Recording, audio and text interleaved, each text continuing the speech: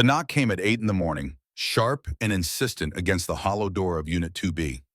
Garrett Sullivan stood in the narrow galley kitchen of his Westwood Apartments unit, staring at the closed door across 12 feet of worn carpet, his coffee mug frozen halfway to his lips. Through the peephole, 5 black Mercedes SUVs lined the cracked asphalt of the parking lot like a motorcade, their chrome catching early Detroit sun. His pulse hammered. Repo men didn't drive Mercedes.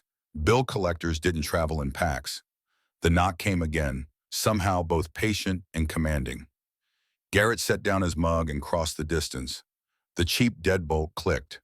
Cool November air rushed in as he pulled the door open, and there she stood, the woman from the bus stop, the one who'd counted crumpled bills with shaking hands 12 hours ago. But transformed. The worn clothes had been replaced by a charcoal suit that probably cost more than his monthly rent. Her hair, which had hung in disheveled waves around her tear-streaked face, now sat in a perfect chignon. People in expensive suits flanked her, holding tablets and briefcases, their faces professionally neutral. "Hello, Garrett." Her voice carried the same educated Midwestern accent, but stripped of desperation, filled instead with quiet authority that came from boardrooms and corner offices. "We need to talk." His brain refused to process. Behind him, small footsteps padded across carpet. Avery appeared in her pajamas, blonde hair sticking up in sleep musk tangles, 7 years old and already too perceptive. "Daddy, who are those people?" The woman's expression softened instantly, the CEO mask cracking. She crouched to Avery's eye level without waiting for permission. "Hi, sweetheart. I'm Victoria, a friend of your dad's." Avery's eyes went wide, taking in the cars, the suits, the woman who looked like she'd stepped from a magazine. "You have really pretty cars. Are you a princess?" 24 hours earlier, the supervisor's office at Riverside Manufacturing smelled like burnt coffee and machine oil, familiar scents that usually meant safety, routine, a paycheck. Garrett sat across from Dale Miller, watching the older man slide termination papers across the metal desk with careful movements of someone who'd done this before, who'd learned to keep his face neutral while destroying livelihoods. "We have witnesses who saw you take the equipment, Sullivan. Multiple witnesses." The words landed like physical blows. Garrett's hands gripped the armrests of the plastic chair, knuckles white. "I never touched that equipment. This is insane. Who's accusing me?" Miller glanced at his computer screen, mouth tight. Jake Patterson and Tina Brooks both gave statements. Security footage from that section is corrupted, some kind of malfunction, without video evidence to contradict their accounts. "So you're believing them over me." Two people who've been dating for 3 months. The supervisor's expression didn't change. He'd already decided, probably hours ago, this meeting was just paperwork. "Your final paycheck is being held pending completion of our internal investigation. You'll need to surrender your badge and company property." The walk from office to locker took 90 seconds.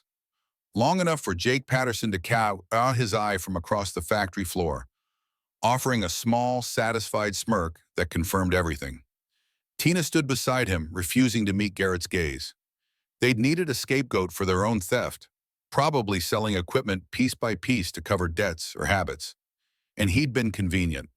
The single dad who kept to himself, who didn't join Friday bar runs, who had no allies to defend him. Outside, November wind cut through his work jacket. His truck sat in the employee lot, a 15-year-old Ford with rust eating through wheel wells. The engine turned over on the 3rd try. As he pulled onto the access road, his phone buzzed. He didn't need to look. The numbers were already burned into his mind from this morning. $18.47. Rent was due in 5 days. $950. The utilities were 2 weeks overdue. Avery's soccer registration sat unpaid, $30 short of the $75 required. The electricity bill, the water bill, the stack of medical bills from Sarah's final hospital stay 3 years ago. All of it waited in neat pile on the kitchen counter, a paper monument to failure. The apartment complex emerged from gray afternoon, 2 stories of faded brick and sagging balconies. Eleanor Walsh opened her door as Garrett climbed exterior stairs. The elderly woman had lived in Unit 2A for 20 years, a widow with kind eyes and endless patience for the struggling single father next door. Avery's watching cartoons. Fed her some chicken nuggets about an hour ago. No rush picking her up. Garrett's throat tightened. Eleanor never charged for babysitting, never mentioned how many times she'd fed his daughter, never made him feel small for needing help. Thank you, I'll come get her in a bit. Inside his own unit, silence pressed down. He stood at the kitchen counter, staring at bills, doing math he'd done 100 times. $18 could buy 2 boxes of cereal and bread, or milk and pasta, or bus fare for a week of job hunting. It couldn't buy anything meaningful, couldn't solve real problems, but it was all that stood between tonight and hunger. On the refrigerator, Avery's latest drawing hung beneath a magnet shaped like a sunflower. "Daddy at work," she'd written in careful letters across the top. The crayon figure wore a smile and stood beneath bright yellow sun. Garrett had to look away. Sarah's photographs sat on the small bookshelf near the television. Frozen at 32, blonde hair catching sunlight, that smile that had made him believe good things could happen to ordinary people. 3 years since the accident on I-94. 3 years since the hospital phone call. 3 years of trying to be enough for a daughter who deserves so much more. The memory of Sarah's final words in that sterile hospital room carved through him. "Take care of our girl. Don't let her forget what love looks like. Promise me." He'd promised. But keeping that promise on $18 felt impossible. Evening fell. Garrett picked up Avery from Eleanor's, accepted her excited chatter about cartoons, helped with simple homework from 2nd grade. They ate boxed macaroni and cheese, store brand that came for $1. Avery talked about friend Madison and boy Tyler, who pulled girls' hair in upcoming soccer game Saturday against the Ferndale team. "Coach says I'm getting really good at defense, Daddy. Can you come watch?" His chest ached. "Of course, sweetie. I wouldn't miss it." After Avery went to bed, Garrett sat at the kitchen table with bills and calculator, running scenarios that all ended the same way. He could ask for rent extension, but he'd already done that twice this year. He could pawn something, but he'd already sold anything worth selling. He could ask Eleanor for a loan, but she lived on fixed income and had already given more than anyone should. The walls seemed to close in, the space becoming a cell, a trap, a monument to his inability to provide. Around 9:30, he pulled on his jacket and walked to the 24-hour market 6 blocks away. November night had teeth, wind slicing down empty streets, carrying smell of distant factories and promise of early snow. His plan involved buying whatever $18 could stretch furthest and praying his credit card might work for small charges before the bank noticed. The bus stop on Washington Avenue appeared beneath a flickering streetlight, bench spray painted with gang tags and carved initials. Garrett dropped onto cold metal, exhausted in ways that transcended physical tiredness. This bone-deep weariness came from months of barely surviving, of making impossible choices, of watching his daughter draw pictures of happy families while living in one-bedroom apartment with peeling wallpaper. A figure approached from the left, heels clicking on concrete. Garrett barely registered her presence until she sat on the far end of the bench. Then he heard it, the sound of someone trying very hard not to fall apart. Short, sharp breaths, the rustle of bills being counted with shaking hands. He glanced over. The woman appeared late 30s, dressed in clothes that had probably looked professional that morning, but now carried wear of a long, terrible day.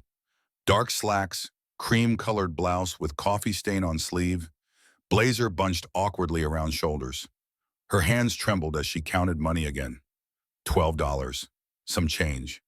Her face crumpled for just a moment before she forced it back into something resembling composure. "Excuse me." Her voice cracked around edges, formal education fighting raw desperation. "I'm so sorry to bother you, but do you have any change? I'm short for bus fare." Garrett looked at her properly then. Tear tracks cut through expensive makeup, mascara smudged beneath red-rimmed eyes, and on her wrist, catching streetlight, a watch that even his inexperienced eye recognized as worth thousands. Cardio, the distinctive rectangular face unmistakable. The contradiction sent warning signals. Rich woman begging for bus fare, expensive watch but no money. Possible con artist, possible setup, but her eyes told different story. He'd seen that look in his own mirror too many times. The glazed, hollowed-out expression of someone who'd lost everything and couldn't process the speed of fall. Garrett pulled out his wallet. The $18 sat folded inside, bills softened by warmth of his pocket. Everything he had, everything between Avery's breakfast tomorrow and empty stomachs. His hand hovered. The rational voice screamed at him to stop, to think, to protect what little remained. $18 meant cereal for Avery, milk for her breakfast, bread for sandwiches. If he gave it away, she'd ask why there was no food, and he'd have to lie again. But Sarah's voice whispered through rational arguments, a memory from years ago when they'd stopped to help stranded motorists in rain. Kindness costs nothing but means everything. We help because that's who we are. The woman counted her money again, hands shaking harder. $12.38. Bus fare after 10 p.m. to northern suburbs was $15. She was trapped here in this neighborhood that wasn't safe after dark. A woman alone who'd already had what looked like the worst night of her life. Garrett held out the bills. Here, take it.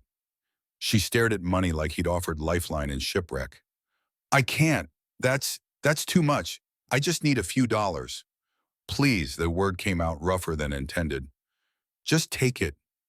Her fingers closed around Bill's, and for a moment he thought she might break completely. Instead, she drew shaky breath, forcing control back. I'm Victoria. I don't even know what to say. Thank you doesn't feel like enough. It's okay. Bad nights happen to everyone. She wiped at her eyes, smudging mascara further. You don't understand. Tonight I lost everything. My car bar, my phone, my wallet. Someone took it all. And then I was just standing on street corner, and I realized I couldn't even get home. Couldn't call anyone. The bus appeared at the end of the block, headlights cutting through dark. Victoria stood quickly, still clutching money. How do I find you? To pay you back? Garrett shook his head. Something in her desperation resonated too deeply, reflected too clearly his own situation. Don't worry about it. If fate wants us to meet again, we will. She hesitated on steps, turning to look at him through closing doors. The bus pulled away, taillights disappearing down Washington Avenue, and Garrett was alone again under broken streetlight. The walk home stretched 4 miles through industrial neighborhoods and empty lots. His steel-toed work boots rubbed blisters on both heels. His empty stomach had moved past growling into hollow, dizzy ache. But something else moved through him too, something he couldn't quite name. For first time in months, he'd made choice that wasn't about survival or damage control. He'd helped someone because it was right. Consequences be damned. Sarah would have been proud. Back at Westwood Apartments, lights in Eleanor's window had gone dark. Garrett let himself into his unit as quietly as possible. Avery's door stood open a crack, and he paused to watch her sleep. She kicked off blankets again, curled on side with one hand tucked under cheek. Sarah's sleeping position exactly. I'm sorry, baby, he whispered. I'm trying so hard. He spent rest of night at kitchen table, staring at bills he couldn't pay, wondering what came next. The knock came at 8 in morning. Victoria Brennan stepped into the small apartment with careful awareness of someone entering space she'd been in before, lifetimes ago. Her security team remained in hallway, 5 people in dark suits who'd followed her up exterior stairs, who now waited with patience of professionals accustomed to strange assignments. Only one person entered behind her, a silver-haired man in his 50s whose expression radiated disapproval. Garrett gestured toward threadbare couch. Victoria sat with perfect posture, crossing legs at ankle, picture of corporate professionalism transplanted into poverty. Avery, sweetheart, Garrett's voice came steadier than he felt. Why don't you go play in your room for a few minutes?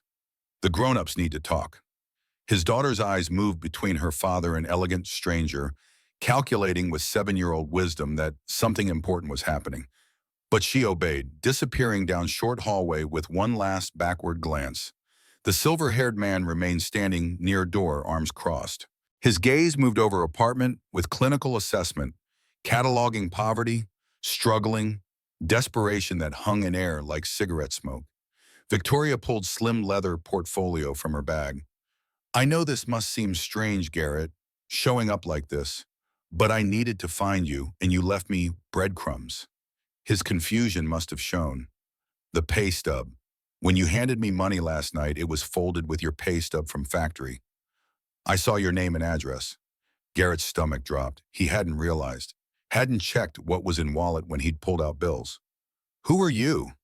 My name is Victoria Brennan. I'm CEO and founder of Lancaster and Associates Marketing. We have offices on 17th floor of Fisher Building downtown. Last year, our firm generated just under $15 million in revenue. We employ 53 people across multiple divisions. The words didn't connect to reality. CEO, 15 million. This woman who'd been counting change was shaking hands 12 hours ago, owned company that made more money in month than Garrett would see in lifetime. I don't understand. Last night you needed bus fare. Victoria's professional mask flickered, revealing something raw underneath. Last night, someone very close to me orchestrated elaborate setup. My assistant, Dominic Fletcher, insisted I take his car when mine was in shop. Lexus, supposedly gesture of kindness.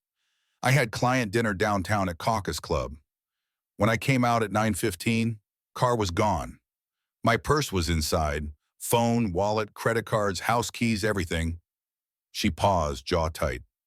Dominic immediately reported car stolen and offered to let me stay at his house in Bloomfield Hills. Very concerned, very helpful, but something felt wrong. I walked to nearest bus stop instead.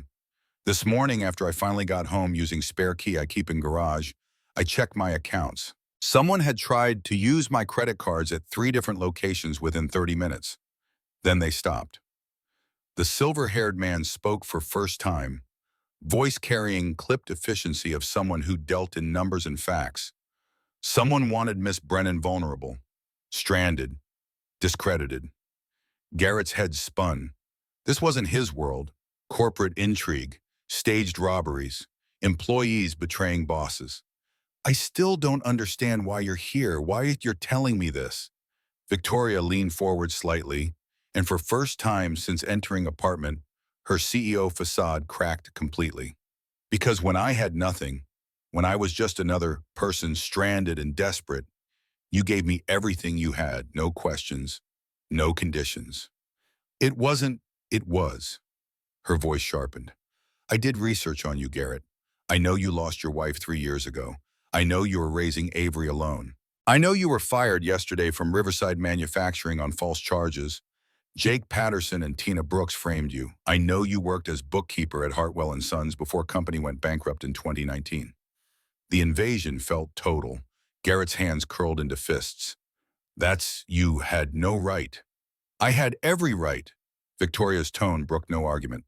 When I'm about to trust someone, I do due diligence. And everything I found tells me you're exactly what I need. She opened portfolio, revealing single sheet with company letterhead. I'm offering you position in financial operations at Lancaster and Associates.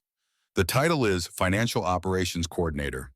Starting salary is $45,000 annually, with full benefits, health insurance for you and Avery, dental, vision, 401k matching. The numbers didn't process. 45,000. Health insurance, benefits. But that's not what I really need from you. Victoria's gaze locked onto his. Someone inside my company is stealing. Someone is trying to destroy what I've built. I hired private investigator, Daniel Harper, former Detroit PD, best in city. He's been working 3 weeks and found almost nothing. Whoever is behind this has access and knowledge to block professional investigation. So I want someone they won't see coming. Someone with accounting skills but no corporate background. Someone who can review financial records without raising suspicion. The silver-haired man's voice cut through. This is mistake, Victoria. We need trained professionals, not... He gestured vaguely at Garrett, at apartment. This is my decision, Gregory. She turned back to Garrett. In business, everyone can be bought. Loyalty is transactional. People stay until someone offers more money. But someone who gives when they have nothing, someone who helps with no expectation of return, that person can't be purchased. That's who I need. Garrett looked at Avery's closed door, at drawing on refrigerator, at possibility of health insurance and stability.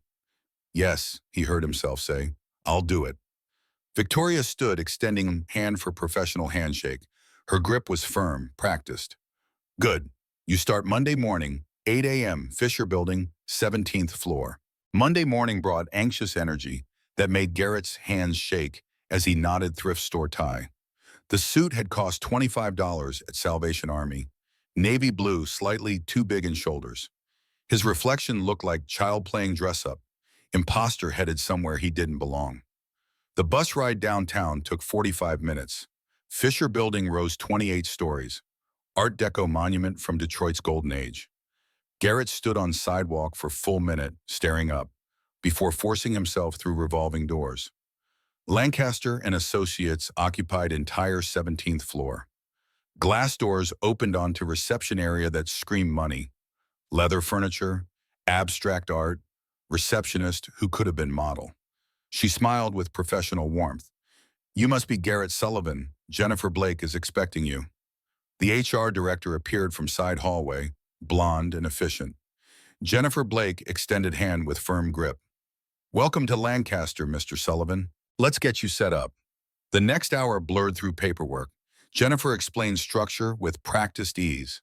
Marketing occupied main floor, financial operations sat on 15, creative services on 16. Victoria's office anchored corner, floor-to-ceiling windows overlooking downtown. "You'll be working primarily with expense reconciliation. We're preparing for annual audit, and we have about 18 months of backlogged reports that need review. Your supervisor will be Gregory Caldwell, our CFO, though you'll report progress directly to Miss Brennan weekly." Floor 15 was quieter, more utilitarian. Rows of cubicles, ambient sound of keyboards, and muted phone conversations. Jennifer led him to small cube near window, better than expected. Desktop computer, dual monitors, filing cabinet stuffed with folders. "These are expense reports going back to January of last year. Your job is to verify each one against purchase orders and invoices, categorize expenses appropriately, and flag anything unusual." She left him with login credentials. Garrett settled into chair, staring at monitors, stack of folders, corporate world he'd somehow fallen into. The work came back easily. Cross-reference expense report with attached receipt, verify vendor name, check purchase order number. Enter data into system. Around 10:30, someone appeared at cubicle entrance. Garrett looked up to find man in early 30s, handsome and polished way that suggested gym memberships and salon haircuts, wearing smile that reached eyes but somehow felt calculated.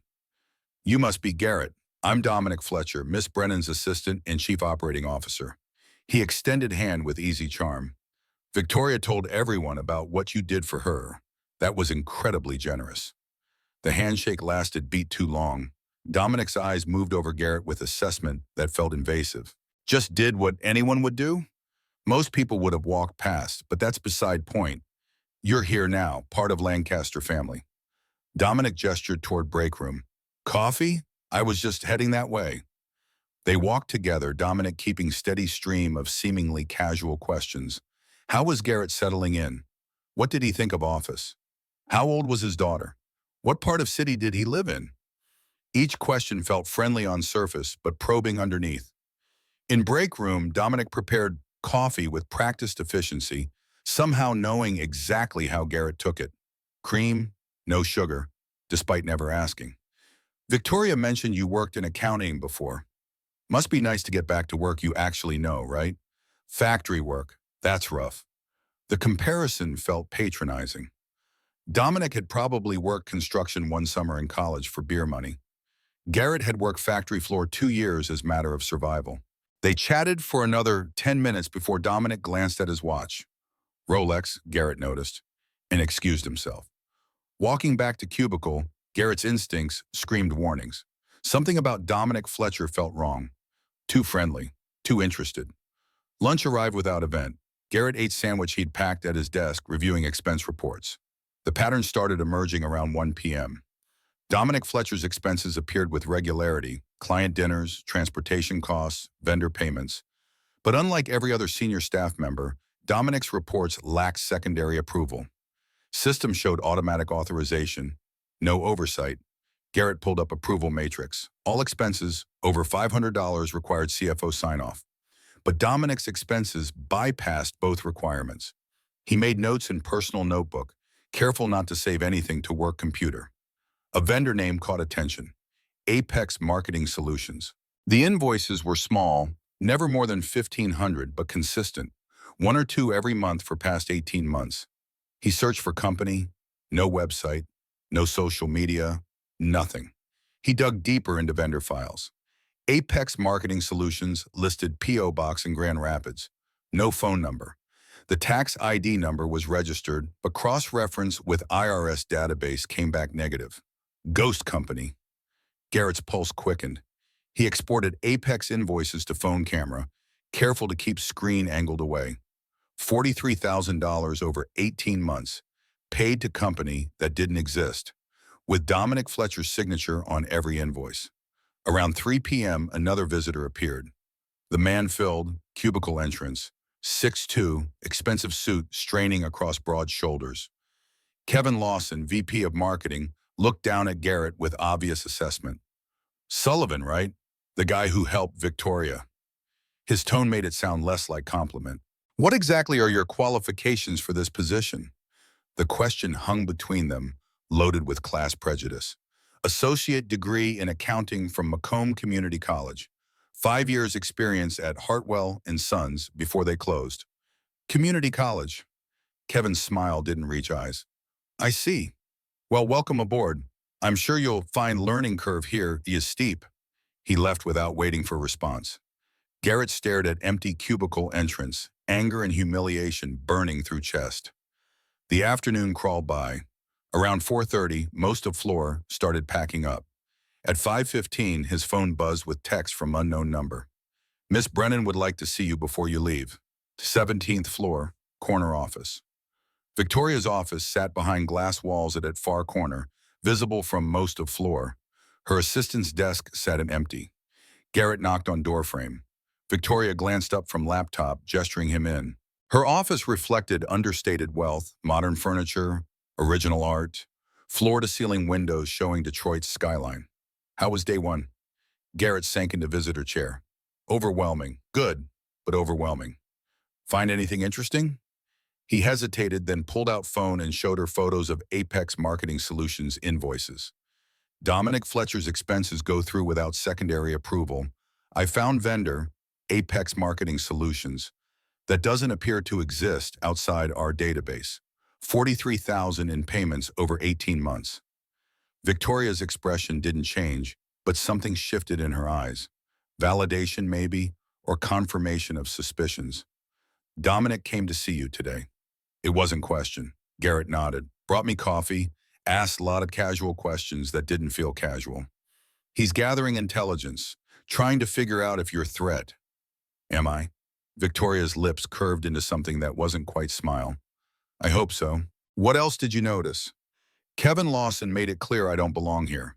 Asked about qualifications in a way that suggested community college degrees aren't real credentials. Kevin's ambitious and insecure. Don't let him get to you. She pulled up something on laptop, turning screen. Financial statements, expense reports, bank transactions. Daniel Harper, my private investigator, has been working this 3 weeks. He found evidence of offshore accounts tied to Dominic, Cayman Islands. Can't access them legally, but they exist. But every time Daniel gets close to finding money trail, something blocks him. Files go missing, witnesses become unavailable. Someone with internal access. Exactly, which is why you're valuable. You're not in their sightline yet. To Dominic, you're just charity case I hired out of guilt. To Kevin, you're barely worth noticing. To Gregory, she paused. Gregory's protective. He helped me build Lancaster from nothing. But lately he's been resistant, questioning my decisions. Victoria turned back to face him. Keep doing what you're doing. Review expense reports chronologically. Map patterns. Look for anything unusual. Meet with me every Monday at this time. And Garrett, trust no one. Not Dominic, not Kevin, not even Gregory. Until we know who's behind this, everyone is suspect. The weight settled over him. She was asking him to navigate world of corporate politics and potential crime with no training, nothing but basic accounting skills. I can do that. I know you can. That's why you're here. The bus ride home felt different. Garrett stared out window at passing neighborhoods, mind churning. He'd spent years in survival mode, focused entirely on making it through each day. This existed outside any experience he could draw on. At Westwood Apartments, Eleanor met him on stairs. Avery's been talking about your new job all afternoon. How'd it go? Better than expected. Scary, but good. Avery ambushed him moment he opened door, launching into rapid-fire interrogation. He answered patiently, watching her excitement, feeling weight of responsibility. This job had to work. After dinner and homework and bedtime stories, Garrett retreated to kitchen table with laptop. He spent 2 hours researching Apex marketing solutions, finding nothing. No business registration in Michigan, no federal contracts, address in Grand Rapids corresponded to mailboxes, etc., that rented P.O. boxes.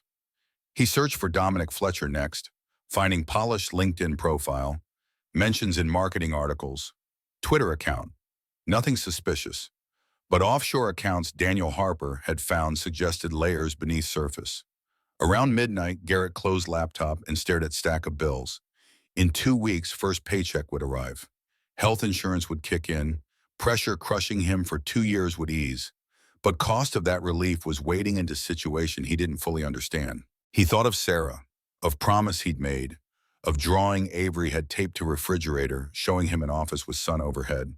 He thought of Victoria Brennan giving him chance no one else would. He'd figure it out. He had to.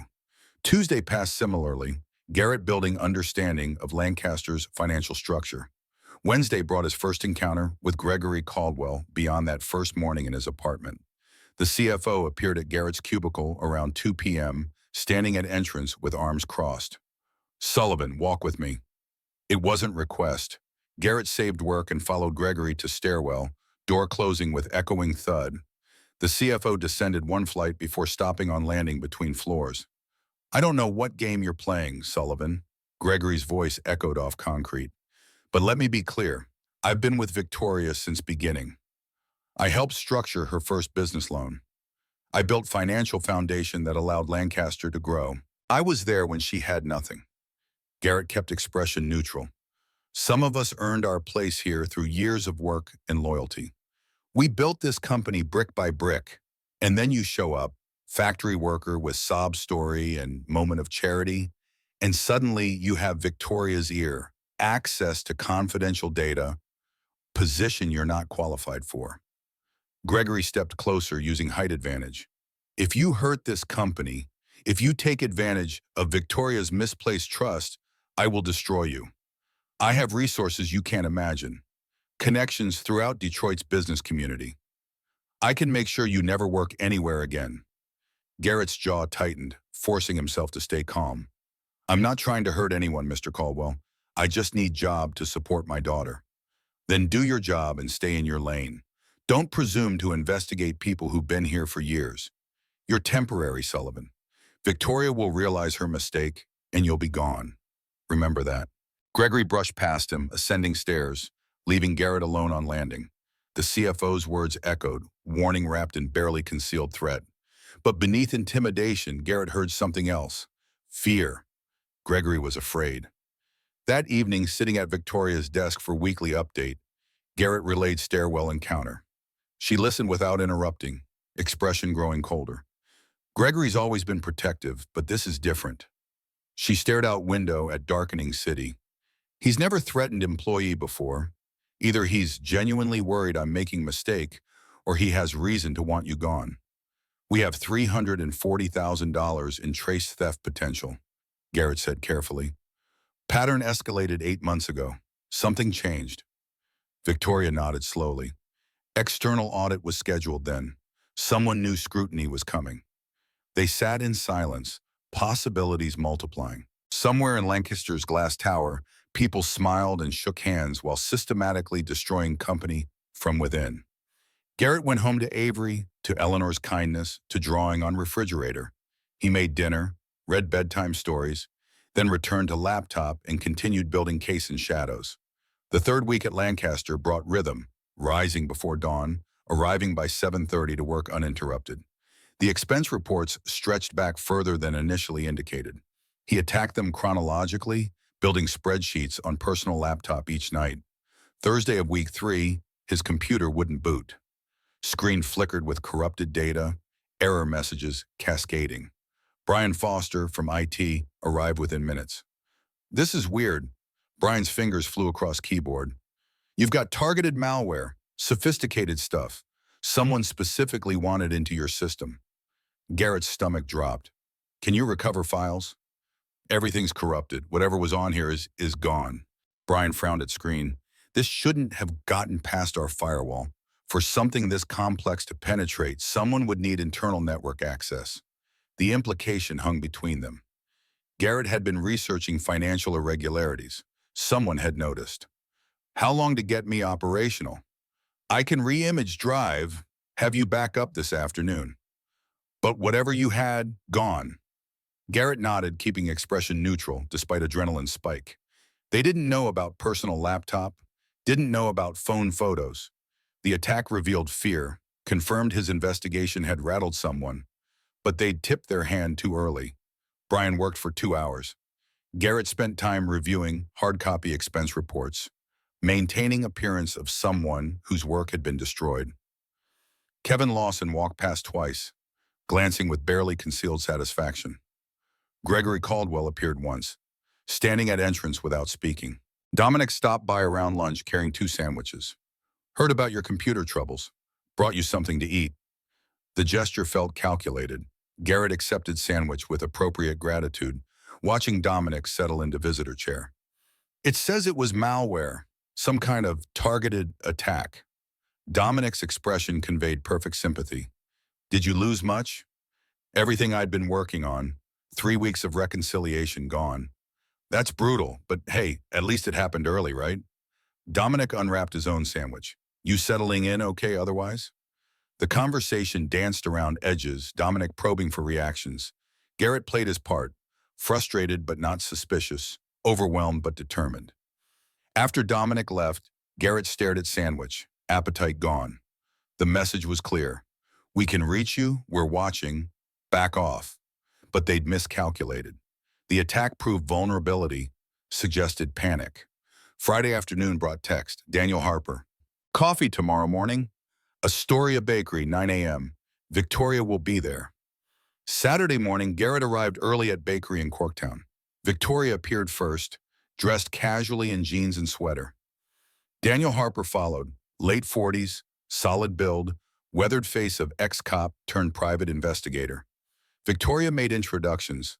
Daniel ordered black coffee, then pulled out leather folder. I've hit walls everywhere. His voice carried flat honesty of bad news. Dominic Fletcher's official records are immaculate, but I've found offshore accounts, 2 of them, Cayman Islands, opened 26 months ago. Can't access balances legally, but they're active. He spread photos across table, bank documents, wire transfers, corporate filings. The accounts are held through Shell Corporation, Apex Holdings Limited. Different from Apex Marketing Solutions you found, but same naming pattern. Garrett leaned forward. Can you trace who controls Apex Holdings? That's where I keep hitting walls. Every time I get close, something happens. Files go missing. Witnesses become unavailable. Daniel's frustration showed. Someone's always one step ahead. Victoria's jaw tightened.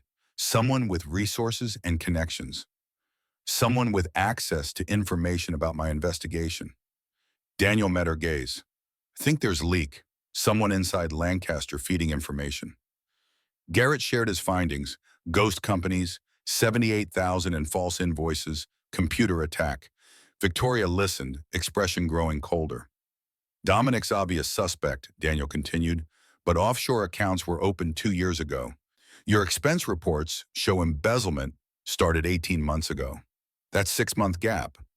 Or someone else opened those accounts and Dominic came later. Victoria finished thought. A partnership. The possibilities shifted everything. Not single bad actor, but conspiracy. Multiple people coordinating. Layers more complex than simple embezzlement.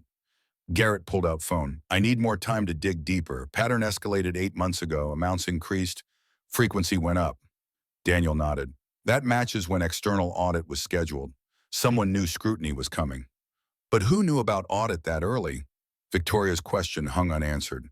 Board members, senior leadership, accounting staff, they sat in silence. Somewhere in Lancaster's tower, one or more people systematically destroyed company from within, and they knew someone was investigating. Garrett thought about Gregory's stairwell warning, Kevin's dismissive contempt, Dominic's calculated friendliness. Any could be involved. All could be innocent. The uncertainty was its own weapon. After meeting, Garrett went home to find Avery practicing soccer in parking lot. She ran to him, excitement bubbling over about upcoming practice. Can we go to park, please? They spent afternoon at Roosevelt Park, Avery kicking ball while Garrett watched from bench. The normalcy felt surreal after corporate intrigue, reminder that life contained more than theft and betrayal. Sunday brought quiet preparation. Garrett reviewed his notes, organized evidence, prepared for week ahead. The investigation had crossed threshold. They knew someone was digging. The only question was how they'd respond. Monday morning arrived with crisp November air. Garrett dressed in his thrift store suit, kissed Avery goodbye, and headed downtown. Whatever came next, he was ready. At Lancaster, he settled into his cubicle and resumed work, building case one expense report at a time, following money trail deeper into conspiracy, getting closer to truth that would either save everything or destroy it. Week 4 at Lancaster brought deeper understanding of the financial maze.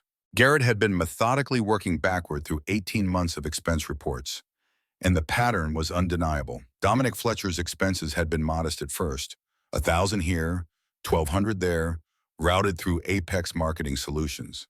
But 8 months ago, the frequency had tripled, while amounts stayed carefully under the $1,500 threshold that would trigger board review.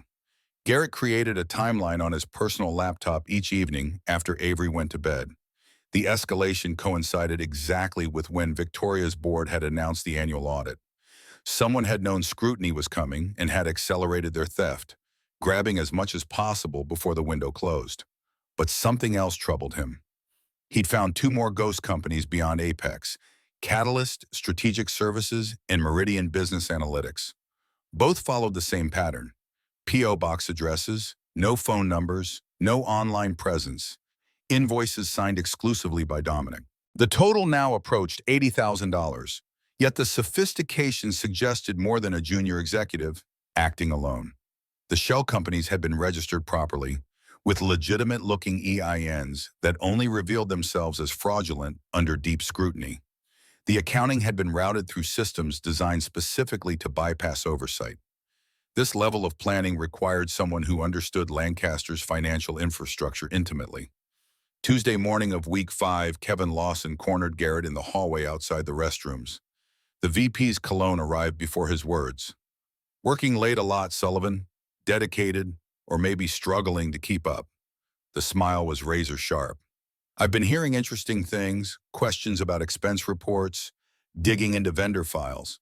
That's pretty far outside your job description for entry-level coordinator. Garrett kept his voice neutral. Just doing what I was hired to do, reconciling accounts for the audit. Right, the audit. Kevin leaned against the wall, blocking the path. Here's some advice from someone who survived corporate politics longer than 5 minutes. Be very careful whose toes you step on. Lancaster's a small company. Everyone knows everyone. Relationships matter. Loyalty matters. And newcomers who ask too many questions tend not to last long. Is that a threat? It's friendly advice. This company has layers you don't see, Sullivan. Power structures, alliances, history going back years, stumbling around without understanding the landscape. That's dangerous for everyone involved. He walked away before Garrett could respond, leaving the warning hanging. Kevin knew about the investigation, which meant either Dominic had told him, or Gregory, or Kevin was involved himself. The conspiracy was spreading wider than Garrett had imagined. That evening's meeting with Victoria took place in her apartment rather than the office, a luxury high-rise in Midtown with floor-to-ceiling windows overlooking the city. Daniel Harper was already there, spreading documents across the dining table. Tell her, Daniel said, gesturing for Garrett to begin. He walked them through the timeline, the escalation pattern, the connection between audit announcement and theft acceleration. Victoria listened with the intense focus of someone absorbing implications. So Dominic knew the audit was coming. He panicked and grabbed as much as possible before getting caught. That's the obvious read, Daniel interjected. But here's what troubles me. Your car theft 3 months ago was sophisticated, multiple moving parts. Someone who knew your schedule, your assistant's vehicle, the restaurant location. That takes planning beyond a panicked embezzler. Daniel pulled out a photograph, security footage from a parking garage. This is from 2 weeks before your car was stolen. Dominic Fletcher meeting with someone at Renaissance Center parking structure. Downtown, middle of the day, very public but anonymous. The image was grainy but clear enough. Dominic stood beside a luxury sedan talking to someone through the driver's window. The angle didn't show the other person's face, only an arm and expensive suit sleeve. I've been trying to identify the vehicle's owner. Registration comes back to a leasing company. The lessee is Apex Holdings Limited. The revelation shifted the room's energy. Not Dominic working alone, but meeting with someone connected to the offshore accounts, the shell companies, the larger conspiracy. Did you get a better angle? Anything showing who Dominic was meeting? Daniel pulled out another photobomb. Traffic camera footage showing the sedan leaving the parking structure. The driver's face was partially visible through the windshield. Older male, distinctive silver hair. Garrett's chest tightened. He'd seen that profile before. That particular shade of gray. That posture. Recognition fought against impossibility. Victoria's coffee cup stopped halfway to her lips, hand beginning to shake.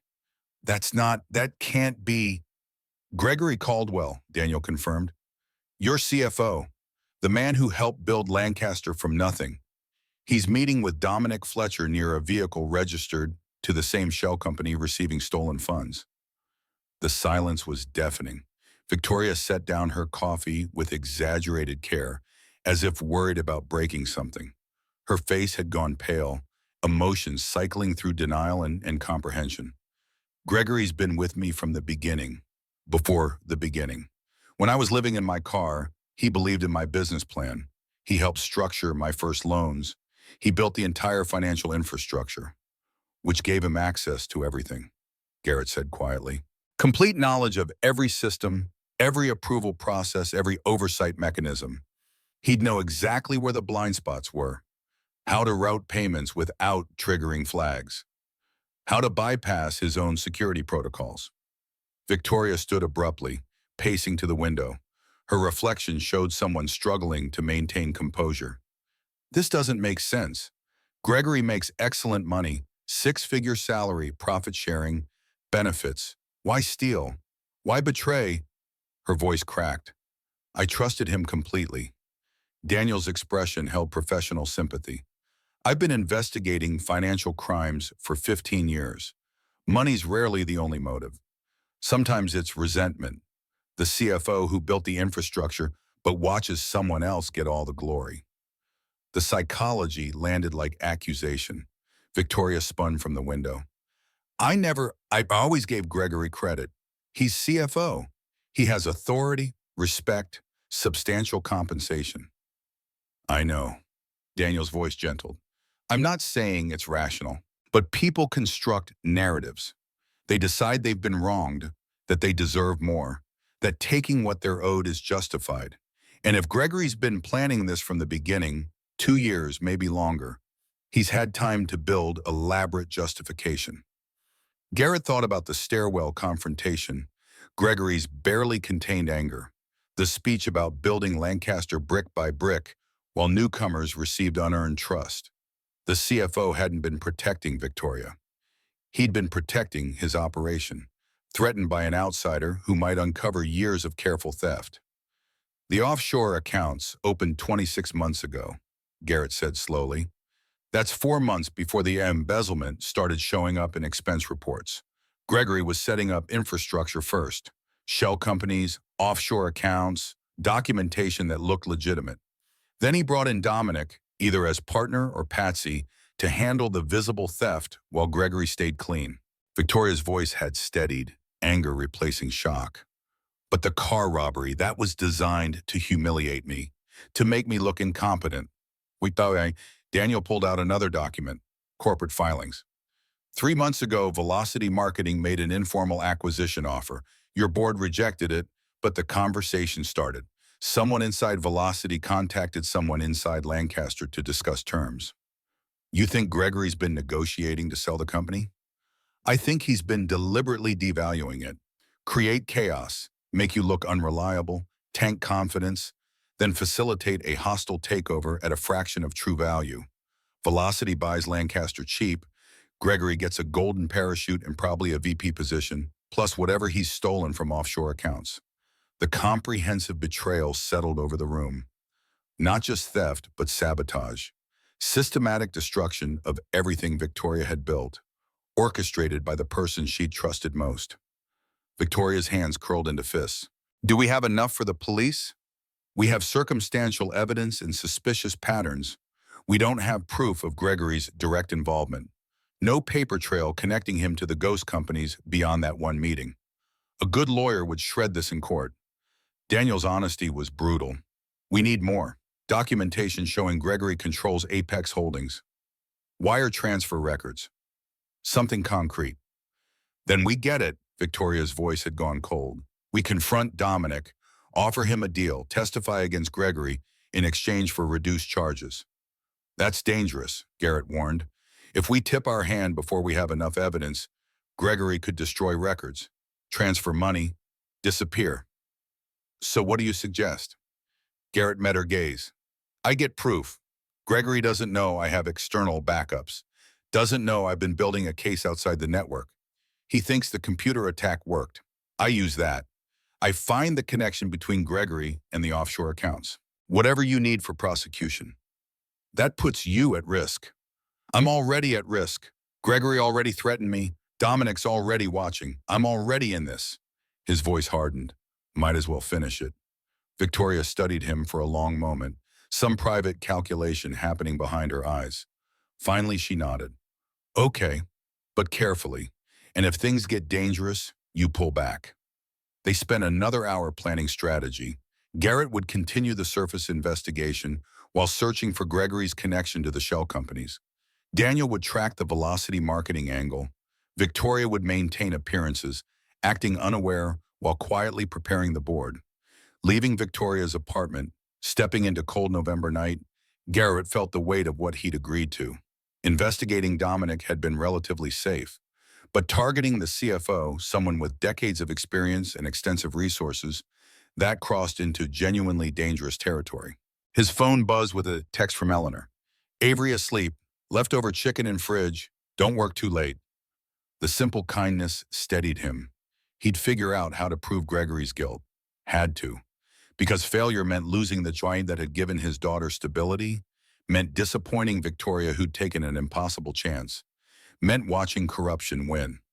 The next Saturday brought clearer skies and Avery's soccer practice at Roosevelt Park. Garrett stood on the sideline with other parents, hands in jacket pockets against the chill, watching his daughter weave between orange cones with improving skill. A familiar voice spoke beside him. She's really good. Natural athlete. Victoria stood there in jeans and a navy pea coat, hair pulled back in a simple ponytail, looking nothing like the CEO who commanded boardrooms. Avery spotted her and waved frantically, nearly tripping over the ball. You mentioned practice times. Hope it's okay I came. They watched in comfortable silence as the coach set up drills. Avery played with fierce determination, positioning herself well, making smart decisions. When she successfully completed a difficult drill, Victoria clapped enthusiastically. You're doing an amazing job with her. The compliment landed awkwardly. Garrett never felt like he was doing enough, perpetually aware of all the ways he fell short. Most days I feel like I'm barely keeping things together. That's parenting. Anyone who says otherwise is lying. Victoria kept her eyes on the field. My parents divorced when I was 8. Dad disappeared, just gone one day, no explanation. Mom worked 3 jobs trying to keep us fed. I remember her coming home at midnight, sleeping 4 hours, then heading out again. Avery made another good play and Victoria cheered again. I built Lancaster because I never wanted to feel that powerless again. Never wanted to depend on someone who could vanish. Her voice went quiet. But watching you with Avery, I think maybe I focused on the wrong kind of power. You have something I've been chasing my whole life. What's that? Family, love, purpose beyond profit margins. She finally looked at him directly. I'm 38 years old. I have a company worth millions. I can buy almost anything. And I'm so lonely I gave my phone number to a stranger at a bus stop because for 30 seconds someone saw me as a person instead of a transaction. The vulnerability surprised him. This version of Victoria Brennan felt more real than the CEO persona. Practice ended. Avery ran over, face flushed and happy, immediately attaching herself to Victoria's side. Did you see my footwork? Coach said I'm really improving. I saw, you're getting so strong. Victoria's transformation was instantaneous, warm, engaged, the loneliness hidden behind genuine interest. Can you come to lunch with us, please? We're going to the diner. Garrett started to offer Victoria an escape, but she was already nodding. I'd love to, if that's okay with your dad. At the diner, Avery monopolized conversation, telling Victoria about school and friends and the chapter book they were reading. Victoria listened with complete attention, asking questions, laughing at 7-year-old humor.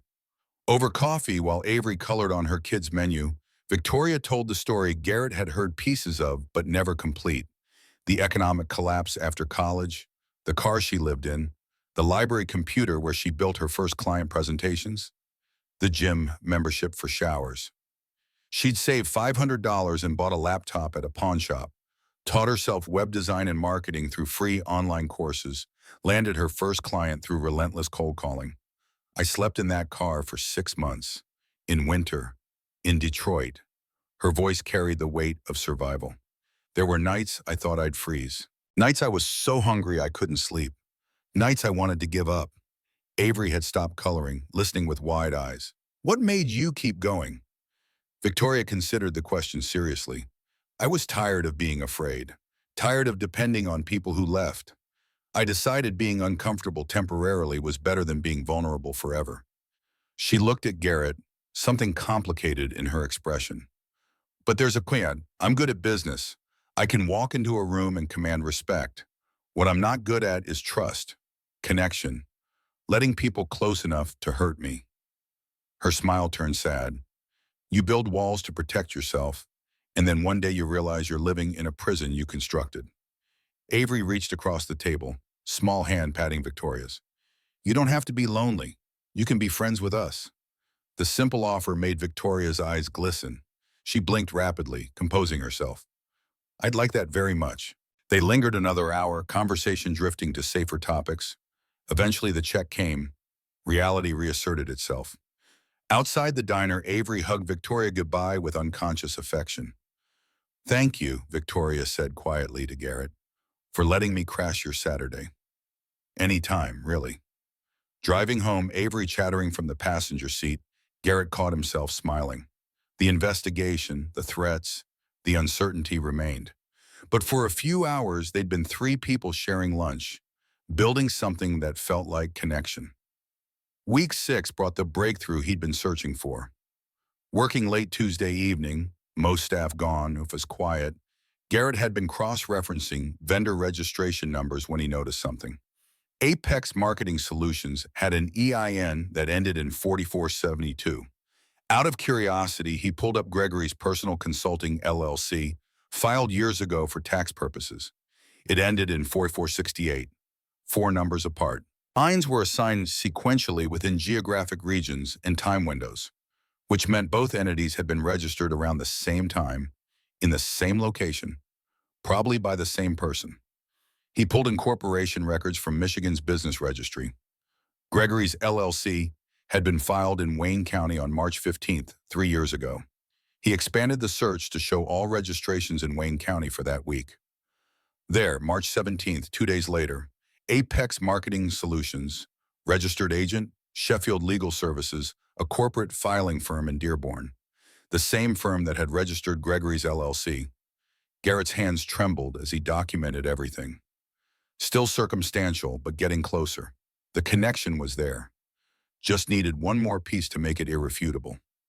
Wednesday evening, working late again, Garrett heard voices from the conference room down the hall. Muffled but heated. He approached quietly, recognizing the voices, Gregory and Dominic. Through the partially open door, he could see them. Gregory was clearly angry, pointing finger, voice low and intense. Dominic looked defensive, hands up in placating gesture. They were arguing about something, the body language suggesting partnership under strain. Then they spotted him. The door yanked open. Dominic forced a smile. Garrett, still here, that's dedication. Just catching up on work. The computer crash set me back. Gregory's cold stare said nothing, but his presence was a silent threat. He brushed past Garrett in the hallway, shoulder check that was clearly intentional. Thursday brought the text Garrett had been hoping for. Daniel Harper found something important. Same place, tomorrow 9 a.m. Friday morning at Astoria Bakery, Daniel spread new documents across the table. I tracked down the paralegal who processed the Apex Marketing Solutions registration. Janet Morrison, she's retired now, lives in Livonia. I convinced her to check her personal records. He pushed forward a scanned intake form. Gregory Caldwell's signature, his handwriting on the registration paperwork. He personally filed to create Apex Marketing Solutions 3 years ago, paid cash for expedited processing. Victoria stared at the document, the final piece clicking into place. This is it. This proves he created the ghost company. Combined with the offshore accounts, the meeting with Dominic, the pattern of theft, yes, this is enough for prosecution. Daniel's satisfaction was evident. Garrett felt no triumph, only the weight of what came next. They had the evidence. Now they had to act. We move Monday, Victoria decided. I'll have Margaret Chen set up a meeting with Gregory, neutral location. We confront him with everything, give him one chance to cooperate before we involve the police. That's dangerous, Daniel warned. Cornered animals attack. I don't care. Victoria's voice had gone to ice. He's been stealing from me for years. He tried to destroy my company. He betrayed 15 years of trust. I want to see his face when he realizes he's been caught. Monday morning arrived with the weight of confrontation. But Sunday brought an unexpected complication. Garrett's doorbell rang mid-afternoon. He opened it to find 2 people he hadn't seen in over 2 years, Linda and Robert Morrison, Sarah's parents. We need to talk, Linda said, her voice carrying forced pleasantness that barely masked hostility. They sat stiffly in his living room while Avery played in her room, unaware. We've been thinking, Robert began, about Avery, about what's best for her. Garrett's stomach dropped. What are you talking about? We heard you got a new job, corporate work in the city, long hours. Linda's tone suggested accusation. That's wonderful, but it raises questions about Avery's care. Who's watching her? Is she getting proper attention? Eleanor Walsh, our neighbor, helps out. Avery's fine, she's thriving. A 7-year-old needs stability, consistency, 2 parents when possible. Robert pulled out papers. We've consulted with an attorney. We believe Avery would be better off in our care. We can provide a stable home, proper supervision, opportunities you can't afford. The papers were legal documents. Petition for custody, based on insufficient care and unsuitable living conditions. You can't take her. She's my daughter. We can try, Linda's voice went hard, for her own good. We love Sarah. This is what she would have wanted. Avery raised properly, not in some apartment with a father who's barely keeping it together. They left the papers and departed, their threat hanging in the air. Garrett sat in stunned silence, reading through the legal language. They had a case, not a strong one, but enough to force a hearing, to drag him through court, to threaten the stability he'd been desperately building. His phone rang, Victoria's name on the screen. Garrett, we have a problem. Board voted. I'm suspended pending investigation of the financial irregularities. Kevin presented fabricated evidence that I knew about the embezzlement. It's not enough to fire me, but enough to trigger review. What about Gregory? He abstained from the vote, didn't defend me, just sat there silent while Kevin led the attack. Her voice carried exhaustion. I'm losing my company, Garrett. That night, sitting alone at his kitchen table while Avery slept, Garrett stared at the custody papers beside his laptop. 2 crises converging. Gregory threatening his job, Sarah's parents threatening his daughter, Victoria losing her company, everything collapsing simultaneously. His phone buzzed. Text from Eleanor. Saw visitors earlier. Everything okay? He typed back. Will be. Thank you for caring. Eleanor's response came quickly. My late husband used to say, do the right thing even when it costs you everything, because living with yourself afterward is harder than any consequence. Garrett stared at the message. Do the right thing, even when it costs everything. He pulled up his files, reviewed the evidence against Gregory one more time. Tomorrow they'd confront the CFO. Tomorrow they'd either save Victoria's company or watch it burn. Tomorrow everything would change. But tonight Garrett made a promise to himself. Whatever came next, whatever threats materialized, he'd see this through. For Victoria, who'd given him a chance. For Avery, who deserved a father willing to fight. For Sarah, whose memory demanded justice and integrity. The investigation had cost him safety and stability. The confrontation ahead might cost him everything else. But walking away would cost something more valuable. His ability to look his daughter in the eye and tell her that doing the right thing mattered. That courage meant facing fear. That sometimes the most important battles were the ones you couldn't afford to lose. Gregory Caldwell had spent 2 years building an elaborate theft operation. He'd underestimated a factory worker with an associate degree in desperate need. That mistake was about to cost him everything. The confrontation was scheduled for Monday morning at Margaret Chen's law office in Southfield, neutral territory where Gregory Caldwell couldn't control the environment or summon allies. Garrett arrived at 6:45 a.m., the borrowed conference room already occupied by Victoria, Daniel Harper, and Margaret herself, a 60-year-old attorney with steel gray hair pulled back in severe bun and the sharp eyes of someone who'd spent decades navigating corporate warfare and emerged victorious more often than not. Daniel spread evidence across the polished mahogany table, photographs printed on glossy paper, bank statements highlighted in yellow, registration forms with telltale signatures circled in red, timelines constructed with prosecutor's precision. Margaret reviewed everything with meticulous attention, occasionally making notes on a legal pad in handwriting so small and precise it looked like calligraphy. This is sufficient for criminal charges, she announced after 20 minutes of silence. Embezzlement, fraud, conspiracy to commit fraud, possibly racketeering if we can prove sustained criminal enterprise. But prosecution takes time, months, potentially years. Gregory Caldwell has resources to mount expensive defense, hire expert witnesses, drag this through appeals. She looked at Victoria directly. There's an alternative. We confront him, offer a deal, full restitution, immediate resignation, cooperation with authorities in exchange for reduced charges or immunity. You recover your money, remove the threat, restore confidence to your board, all without years of litigation that will cost millions and destroy company morale.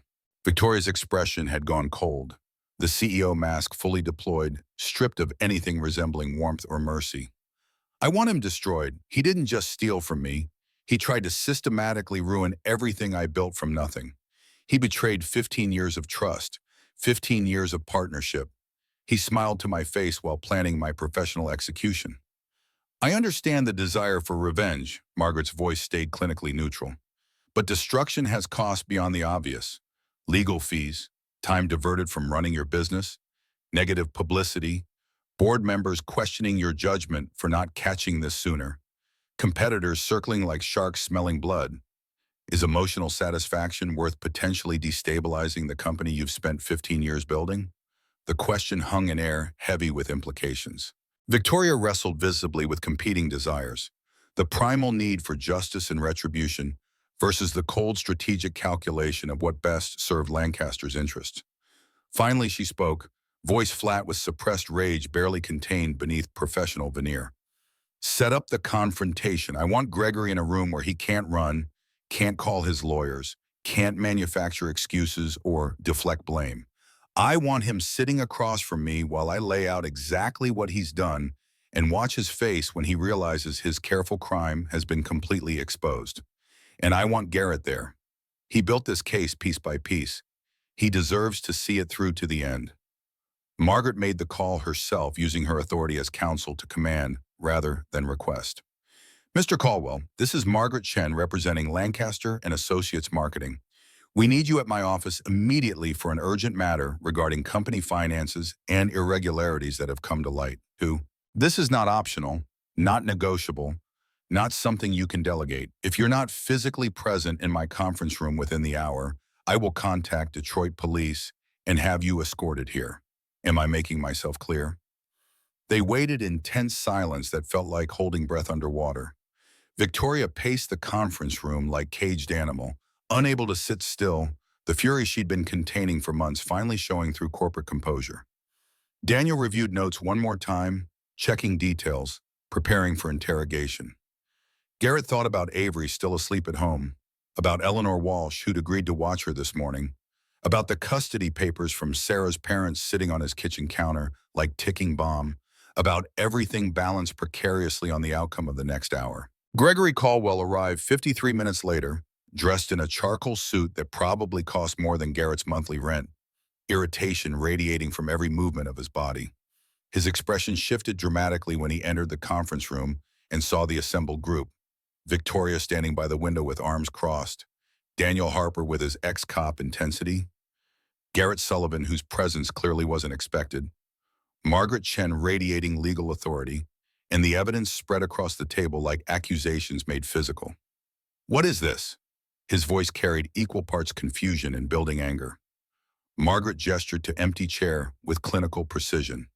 Sit down, Mr. Caldwell. We have some things to discuss regarding your activities at Lancaster and Associates. I don't think so. I'm not participating in whatever ambush you've orchestrated without my attorney present. Sit down.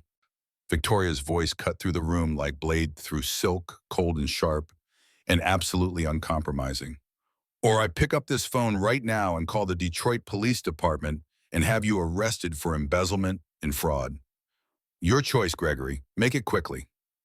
Gregory hesitated, decades of corporate experience calculating odds, measuring options, trying to find an angle or escape route.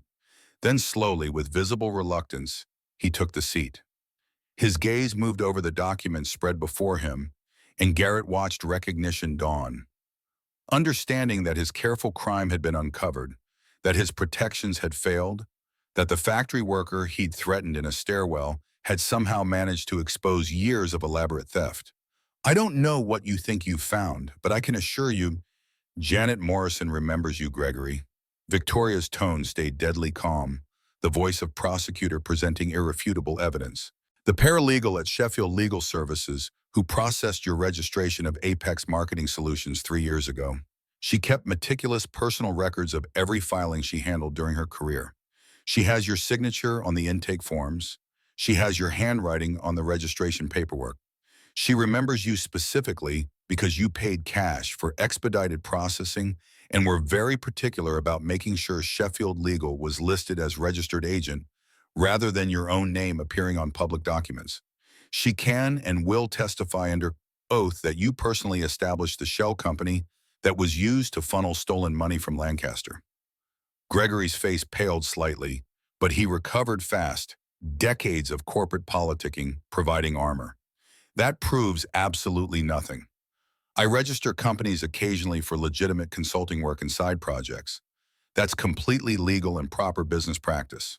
Then explain the offshore accounts in the Cayman Islands receiving regular deposits from those ghost companies.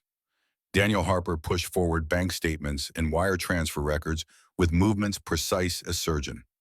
Explain this meeting with Dominic Fletcher at the Renaissance Center parking structure near a vehicle registered to Apex Holdings Limited. Explain why expense reports signed exclusively by Dominic Fletcher bypass every normal approval chain. Approval chains you personally designed and implemented specifically to prevent fraud and embezzlement. This is pure speculation and circumstantial. We have $340,000 in trace theft over 26 months. Victoria leaned forward, hands flat on table, invading his space with controlled aggression. We have documentation of you negotiating with Velocity marketing executives to facilitate hostile takeover of Lancaster at undervalued price. We have evidence you orchestrated my car theft 3 months ago specifically to discredit me and create chaos. We have testimony from Dominic Fletcher, who's already agreed to cooperate with prosecutors in exchange for reduced charges, detailing your entire operation. We have enough evidence to send you to prison for 20 years minimum, Gregory. So stop the lies and tell me why. Why betray someone who trusted you completely? The silence stretched painfully, seconds feeling like minutes. Gregory's composure cracked gradually like ice under pressure, revealing something raw and bitter underneath. Resentment that had been festering for years, carefully hidden behind professional courtesy. You want to know why? His voice came out rough, stripped of corporate polish. I built this company's entire financial infrastructure from absolute nothing. When you were sleeping in your car eating peanut butter sandwiches, I was the one who believed in your business plan when every bank in Detroit laughed you out of their offices.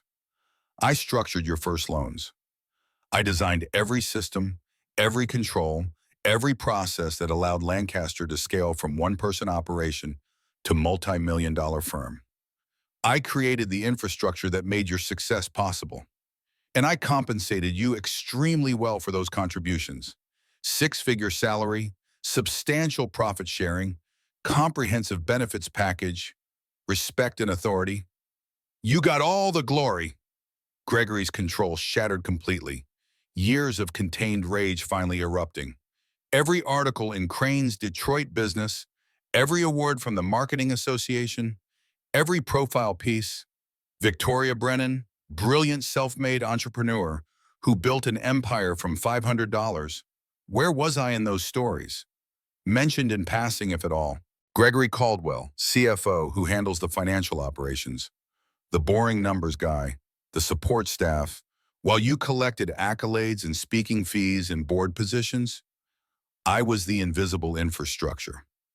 So you decided to steal from me because you felt underappreciated? Because you weren't getting enough public recognition? I took what I earned through 15 years of building something you systematically took credit for. Gregory's bitterness poured out unchecked now, toxic and corrosive. Velocity Marketing offered me $2 million cash and chief operating officer position in the merged entity. Real recognition, real appreciation for my contributions. I wasn't stealing. I was collecting back payment for years of being treated as replaceable while you became Detroit business royalty. Victoria's expression remained frozen, but Garrett saw the flash of pain beneath. The specific agony of discovering someone you trusted had constructed an elaborate narrative justifying betrayal. Then Victoria asked the question that made the entire room go silent, that shifted everything into different register of horror. Did you have anything to do with Sarah Sullivan's death? Garrett's heart stopped. The question came from nowhere. A bomb dropped into already explosive situation. Gregory's face went from flush to white, blood draining like someone had opened valve. What? No, I have no idea what you're...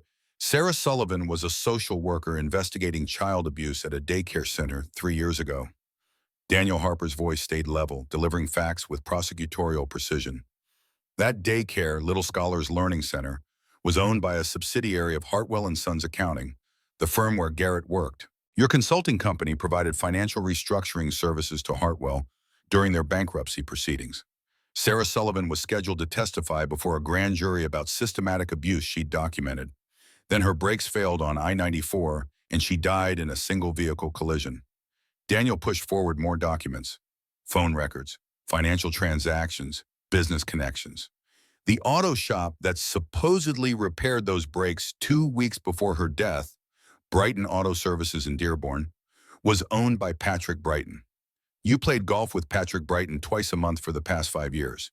You recommended his shop to at least a dozen people in your professional network. We have your cell phone records showing you called Patrick Brighton 6 times in the 2 weeks before Sarah's accident, including one call at 11:47 p.m. the night before she died. Explain those calls, Gregory. Explain that timing. Gregory's face had gone from white to gray, hands trembling visibly on the table. Garrett couldn't breathe, couldn't process. The implications crashing over him in waves. Sarah hadn't died in random mechanical failure. Someone had killed her. Murdered her to silence a whistleblower, to protect child abusers, to eliminate a threat. And Gregory Caldwell had facilitated it. I want a lawyer. Gregory's voice was barely audible. All the rage and justification drained out, replaced by something closer to terror. I'm not saying another word without legal representation. You're going to need several lawyers. Margaret Chen stood, pulling out her phone with practiced movement. I'm calling the Detroit Police Department right now, Mr. Caldwell. You're going to sit in that chair quietly while we wait for their arrival. Any attempt to leave this room will be considered fleeing prosecution. Any attempt to contact anyone will be considered conspiracy and obstruction. Are we absolutely clear? Gregory nodded mutely, the fight draining out of him completely. He sat hunched in the chair, a man watching his carefully constructed life collapse in real time. All the planning and deception and calculated crime exposed under fluorescent conference room lights. Garrett couldn't look at him, couldn't bear to see the person who'd orchestrated Sarah's death, who'd destroyed his family for nothing more than covering up child abuse and protecting criminal associates, who'd stolen 3 years of his daughter's childhood because a social worker had tried to do her job and protect vulnerable children. The rage built in his chest, suffocating and absolute, demanding action that would only make everything infinitely worse. Victoria's hand found his under the table, squeezing gently. The gesture grounded him, pulled him back from the edge where violence seemed justified and necessary. The police arrived within 20 minutes. Two detectives from the white-collar crimes unit, who listened to Margaret Chen's presentation with professional attention, reviewed the evidence spread across the table, asked clarifying questions with practiced efficiency, and placed Gregory Caldwell under arrest. They read him his rights with movements so routine they could have been reciting grocery lists, cuffed him with practiced technique, led him out of the conference room toward a future that included prosecution and prison and permanent destruction of reputation. As they escorted him through the doorway, Gregory looked back once, not at Victoria, not at Daniel or Margaret, at Garrett. Their eyes met for 3 seconds that felt like eternity. "You've destroyed both of us, Sullivan," Gregory said, voice matter-of-fact rather than accusatory, simply stating what he believed to be truth. "The people who paid me to handle the Sarah situation, they won't let this investigation stand or expand. You've painted a target on your back, on your daughter's back. Was proving you're clever worth making your child vulnerable to people without conscience or limits?"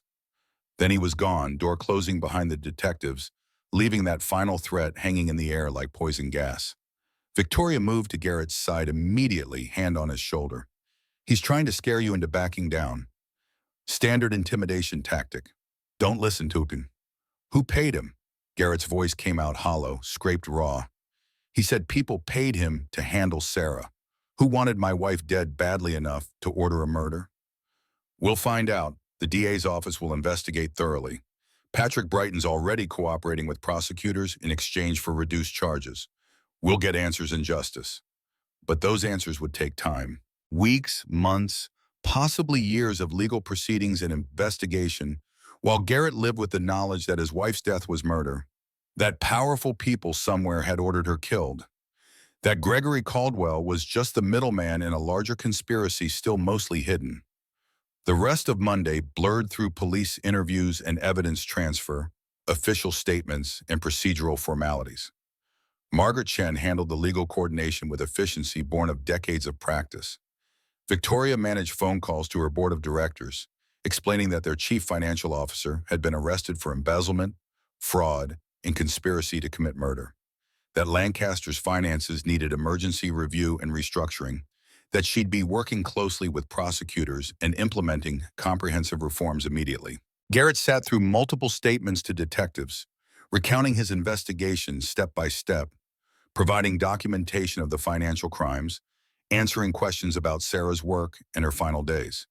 They asked if she'd mentioned threats or expressed fear. He answered as honestly as possible, but 3 years of distance made memories uncertain, details fuzzy and unreliable. By 6 p.m., exhaustion had settled into Garrett's bones with weight of physical illness. Victoria drove him home rather than let him navigate public transportation in his current state, the luxury sedan feeling absurdly comfortable after months of buses and trains. "Take tomorrow off," she ordered as they pulled up outside Westwood Apartments. "Rest. Process everything. Be with Avery. You've done more than enough." "What about the board, the financial review?" "I'll handle it. You've given me everything I need to rebuild and move forward." She paused, hands still on the steering wheel, staring through the windshield. Garrett, what you did, what you uncovered and proved, you saved my company from complete destruction. More than that, you got justice for Sarah. That matters. That means something. It doesn't bring her back. No, nothing can. But at least now you know the truth instead of living with comfortable lie. At least the person responsible will face consequences. They sat in the car for a long moment, November darkness settling over the parking lot like heavy blanket, neither quite ready to end the conversation or face what came next. Finally, Garrett opened the door, stepping into cold air that felt cleansing after hours in climate-controlled offices. Thank you for driving me home. Anytime. Upstairs, Eleanor Walsh was reading to Avery in the living room, their voices creating domestic comfort that felt surreal after police stations and arrest warrants and revelations of murder. His daughter looked up as he entered, immediately reading the exhaustion in his face and body language. Are you okay, Daddy? He crossed the room and pulled her into a tight hug, holding on perhaps longer than necessary. I'm okay now. The weeks that followed brought controlled chaos that gradually resolved into new normal. Gregory's arrest made regional news. Prominent CFO of successful marketing firm charged with embezzlement and conspiracy to commit murder. Lancaster's board conducted emergency reviews, hiring external auditors to assess full extent of financial damage and implement new controls. Dominic Fletcher, confronted with overwhelming evidence and offered prosecutorial leniency, turned state's witness against Gregory, providing detailed testimony about the embezzlement scheme in exchange for reduced charges and probation instead of prison time. Garrett testified before the grand jury, walking them through his investigation with methodical precision, how he'd noticed the patterns, traced the ghost companies, connected Gregory to the shell corporations. Margaret Chen presented the financial documentation with prosecutor's skill. The indictment came down quickly, multiple counts of fraud, embezzlement, conspiracy to commit murder, obstruction of justice. Gregory's bail was set impossibly high at $5 million. He'd await trial from Wayne County Jail. Victoria promoted Garrett to Director of Financial Operations with salary increased to $85,000 annually plus profit sharing and expanded benefits package. The board of directors approved unanimously, desperate to demonstrate swift action and renewed commitment to integrity. 3 months after Gregory's arrest, in late February, with winter finally loosening its grip on Detroit, the custody battle with Sarah's parents came to its inevitable conclusion. Margaret Chen represented Garrett at the hearing in Wayne County Family Court, presenting evidence of stable employment, adequate housing, strong support system, Avery's academic success, and emotional well-being. Victoria Brennan attended despite having no legal obligation, testifying eloquently about Garrett's character and parenting capabilities. But the turning point came when Linda Morrison took the witness stand for questioning. Under Margaret's careful interrogation, Linda's true motivations emerged with uncomfortable clarity. Not genuine concern for Avery's welfare, but deep-seated anger at Garrett for Sarah's death. Blame that had festered for 3 years, resentment that he'd somehow survived while their daughter hadn't. The judge, a woman in her 60s who'd presided over family court for 20 years, saw through the facade immediately. Mrs. Morrison, the judge said with carefully controlled patience, your daughter's death was a tragedy, but placing blame on Mr. Sullivan for circumstances beyond his control serves no purpose except to inflict pain. Your granddaughter needs stability and love, not to be caught in the middle of adults working through complicated grief. Petition denied. Garrett Sullivan retained full custody. Linda and Robert Morrison were granted supervised visitation rights twice monthly if they chose to exercise them. But the existential threat was over, dissolved by judge's ruling and legal precedent. Walking out of the courthouse into pale February sunshine, Garrett felt weight lift that he hadn't fully recognized he had been carrying. Margaret squeezed his shoulder. Go home, hug your daughter, build the life you deserve. Spring arrived with warming temperatures and new possibilities flowering alongside the trees. Avery's soccer team started their season with renewed energy and improved skills from winter training. One Saturday morning in late March, Garrett stood on the sideline at Roosevelt Park watching practice when Victoria appeared beside him carrying 2 cups of coffee from the good place downtown. Thought you might need this. They'd fallen into comfortable rhythm over the past months. Weekly dinners at various restaurants, Weekend outings to museums and parks, casual time together that felt increasingly less casual with each passing week. Avery had started calling her Aunt Victoria, and while the title carried no biological accuracy, emotionally it fit perfectly.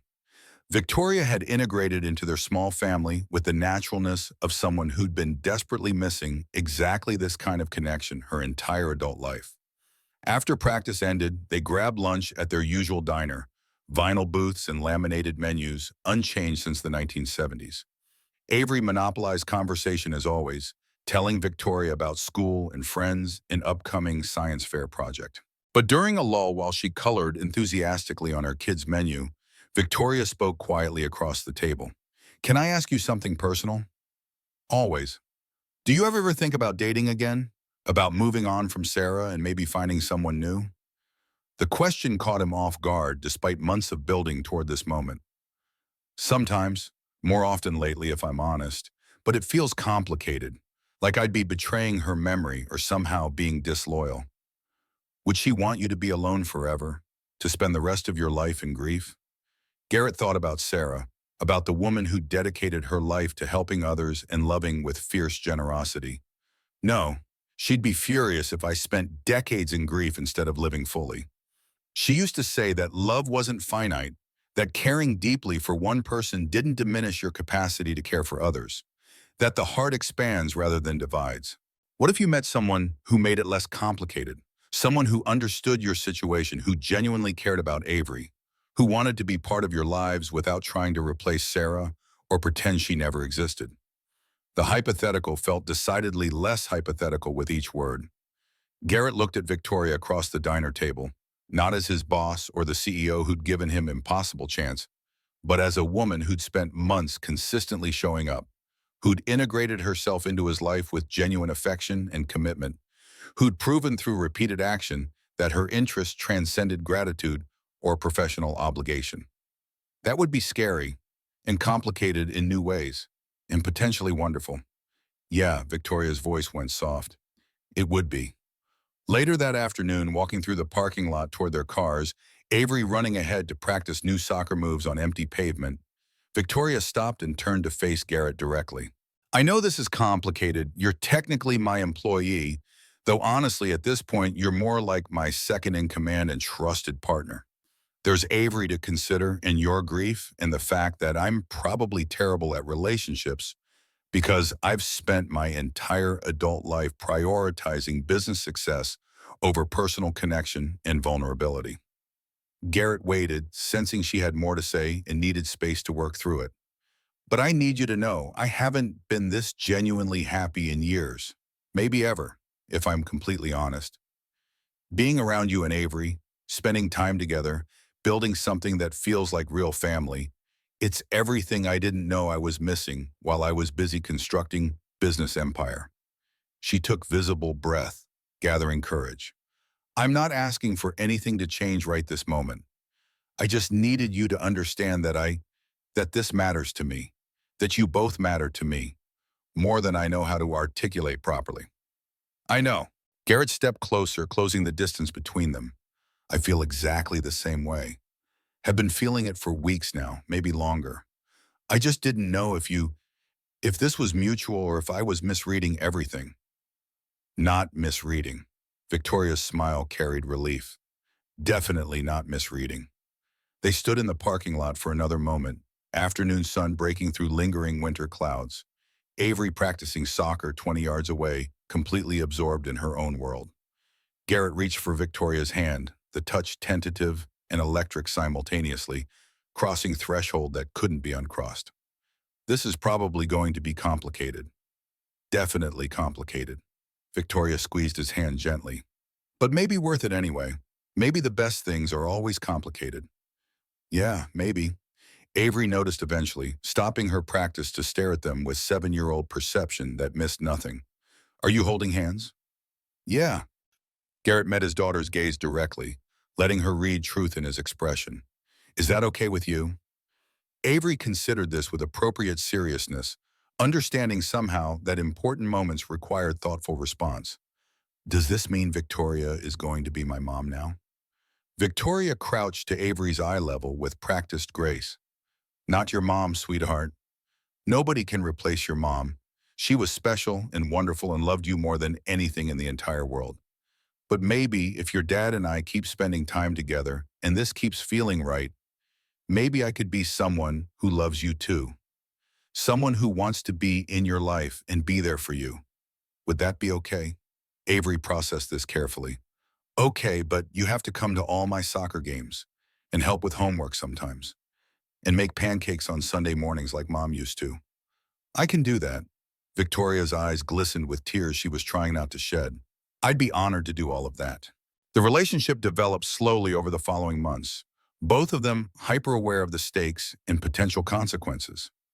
They didn't tell the Lancaster staff immediately, wanting to establish solid foundation before navigating workplace gossip and corporate politics.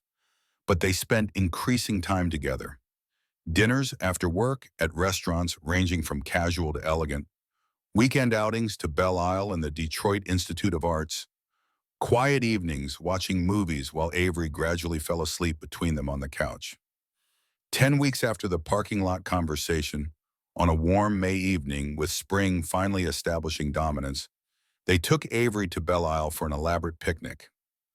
The Detroit Park sprawled across its island in the Detroit River, offering playgrounds and green spaces and views of the water. Avery ran ahead to explore while Garrett and Victoria walked slowly behind, hands intertwined in a way that had become natural rather than tentative. I've been thinking a lot about the future, Victoria said, about what we're building here and where it might lead. Okay? I'm terrible at taking things slow. It's fundamentally not in my nature. When I identify something I want, I pursue it aggressively until I have it or conclusively fail. She stopped walking, turning to face him directly with expression, mixing vulnerability and determination. But with you, with us, I'm trying very hard to be patient, to let things develop naturally, to not push too hard, too fast. She paused, gathering words.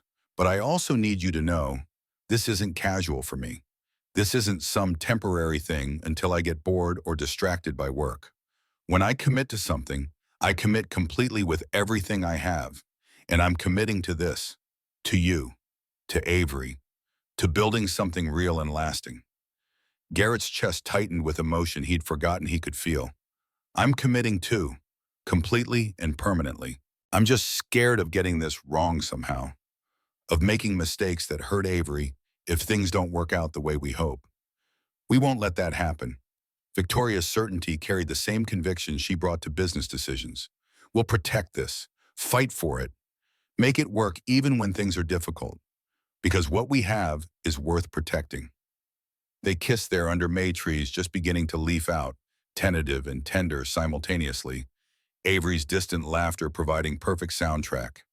The kiss lasted long enough to feel significant, to mark clear transition from possibility to genuine commitment. Avery noticed when she ran back, face breaking into delighted grin. You kissed. Does this mean you're officially boyfriend and girlfriend now? Yes, Victoria answered before Garrett could speak. If that's okay with you. It's very okay. Can I tell my friends at school? Can Victoria come to Parent Day? Can we?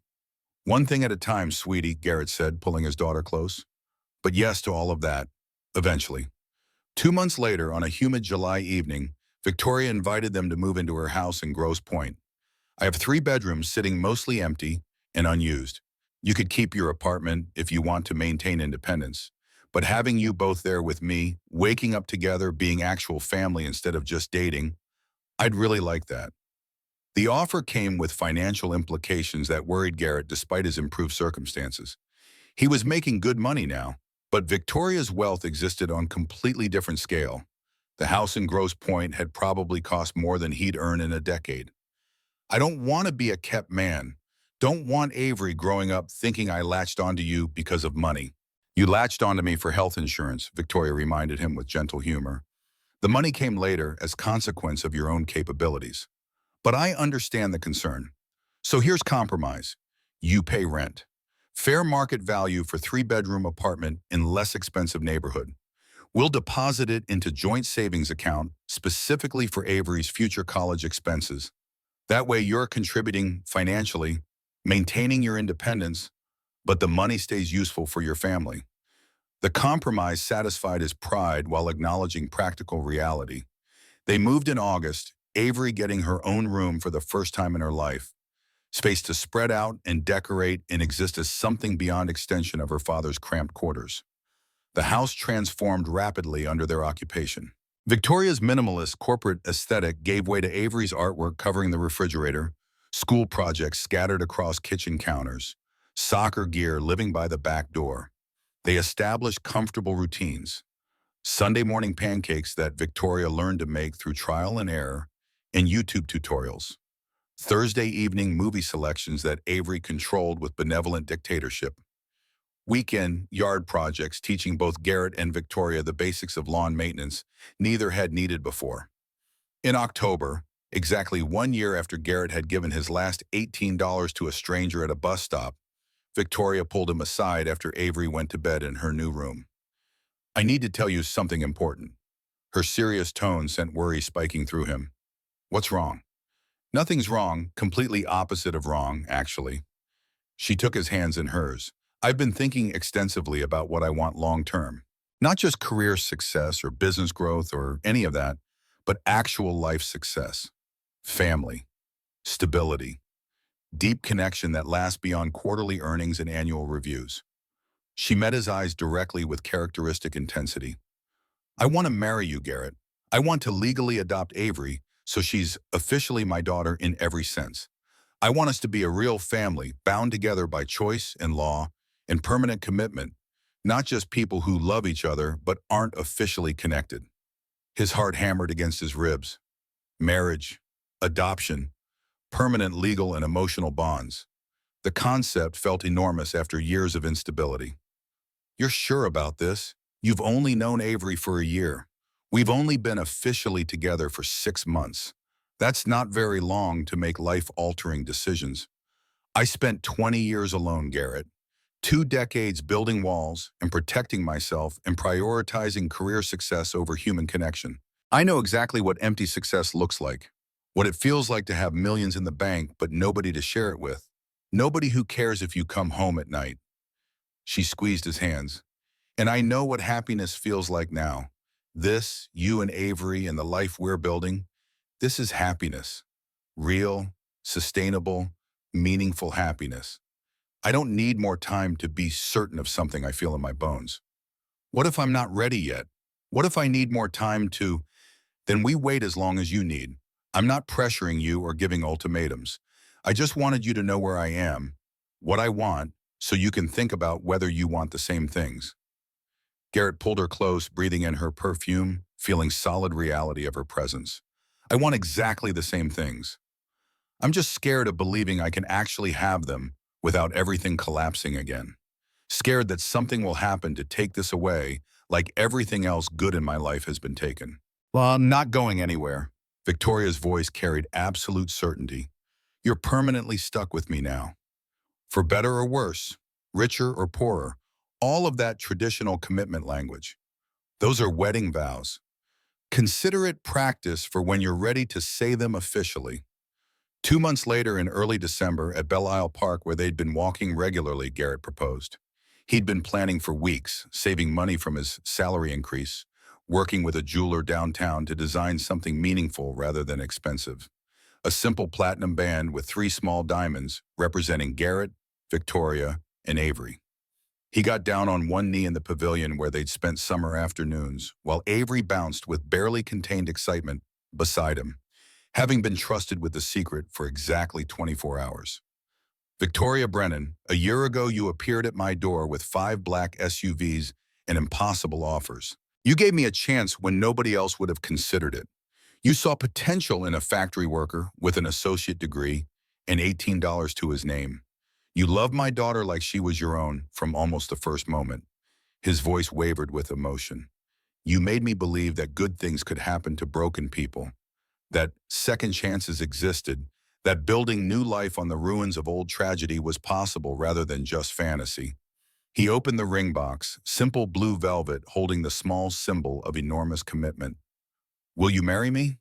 Victoria dropped to her knees in the grass, not waiting for proper positioning or protocol. Yes, absolutely yes. Forever and always yes. Avery tackled them both with enthusiasm, the three of them collapsing in laughing heap on the grass, while nearby ducks scattered and passing joggers smiled at the obvious joy. The ring fit perfectly. Garrett had gotten her size by secretly measuring other jewelry she owned, planning ahead with characteristic attention to detail. They married 3 months later in early March in small ceremony at the Grosse Pointe House, close friends and family only. Margaret Shine officiated, having gotten ordained online specifically for this occasion. Avery served as flower girl, taking her responsibility with utmost seriousness, scattering rose petals with mathematical precision down the makeshift aisle through their living room. Victoria wore simple white dress, elegant without ostentation. Garrett wore new suit properly fitted instead of thrift store approximation. When Margaret asked for vows, they both had prepared words carefully crafted over weeks. Garrett spoke first, voice thick with emotion, barely contained. You saved me when I was drowning. Not just with a job or money, but with hope, with the fundamental belief that good people still existed in the world, that kindness mattered, that doing the right thing could actually lead somewhere better instead of just more suffering. You gave my daughter a mother's love when I thought she'd never experience that again. You made me believe in second chances and the possibility of building something lasting from broken pieces. Victoria's tears flowed freely, no attempt to hide them. I built a successful company, but lived in emotional emptiness. I measured achievement in dollars and market share while completely missing everything that actually mattered. You taught me that the richest people aren't those with biggest bank accounts. They're the ones who have someone who'll stay when the money disappears, who choose you every single day, who build family not through biological obligation, but through deliberate love and commitment. The exchange of rings felt sacred despite the informal setting. Margaret pronounced them married with genuine warmth, and Avery cheered loudly enough to probably be heard across Grosse Pointe. The reception was small and perfect. Dinner at the house, champagne and sparkling cider for Avery, Eleanor Walsh telling gently embarrassing stories about young Garrett from when she'd been his neighbor at Westwood Apartments, Daniel Harper offering toast about how rarely his investigations ended with weddings instead of prison sentences. 15 months after the wedding, Victoria appeared in the doorway of Garrett's home office on a Tuesday afternoon, carrying something behind her back, expression mixing nervousness and excitement. I have news, important news. He looked up from quarterly financial reports. Good news or concerning news? Very good news, I hope. She brought her hands forward, revealing positive pregnancy test. Extremely good news. Garrett's brain needed several seconds to process. Pregnant, baby. Their family expanding beyond the three of them to include entirely new life. You're completely sure? Doctor confirmed it this morning, about 8 weeks along, due date in early November. He stood, crossed the room, pulled her into a careful hug, mindful of new fragility. That's amazing. That's incredible. How are you feeling? Are you okay? Do you need to sit down? I'm fine, slightly nauseous in mornings, but otherwise perfectly good. She studied his face carefully. You're happy about this, right? We talked about maybe eventually having a child together, but this is sooner than we planned. And if you're not ready, I'm thrilled, completely and totally thrilled. He kissed her forehead. Avery's going to absolutely lose her mind with excitement. They told Avery that evening, sitting her down in the living room with appropriate ceremony. Their daughter's eyes went progressively wider as Victoria explained that she was going to be a big sister, that there would be a baby in the house around Thanksgiving. A real baby that I can help take care of and teach things to? A real baby who will need a very responsible and loving big sister to show them how the world works. Avery's shriek of pure joy probably violated multiple noise ordinances. That Saturday afternoon, they walked through Belle Isle again, the park where they'd first acknowledged their relationship, where Garrett had proposed, where so many important moments had unfolded. Avery ran ahead as always, practicing soccer moves on open grass. Victoria's hand rested protectively on her still flat stomach, already maternal in ways that would have seemed impossible 2 years ago. Hard to believe this all started at a bus stop with you counting change. With $18 and a complete stranger's desperation meeting my own. Victoria smiled. If someone had told me that night where I'd end up, married, pregnant, living in Grosse Pointe with a stepdaughter I love more than I knew was possible, I would have thought they were absolutely insane. Same. If someone had told me I'd end up as director of financial operations at a multi-million-dollar company, married to the CEO, living in a house I couldn't have afforded in wildest dreams, with a baby on the way, I would have laughed bitterly and gone back to counting my $18. They watched Avery play, both contemplating the sheer improbability of the path that had led to this moment.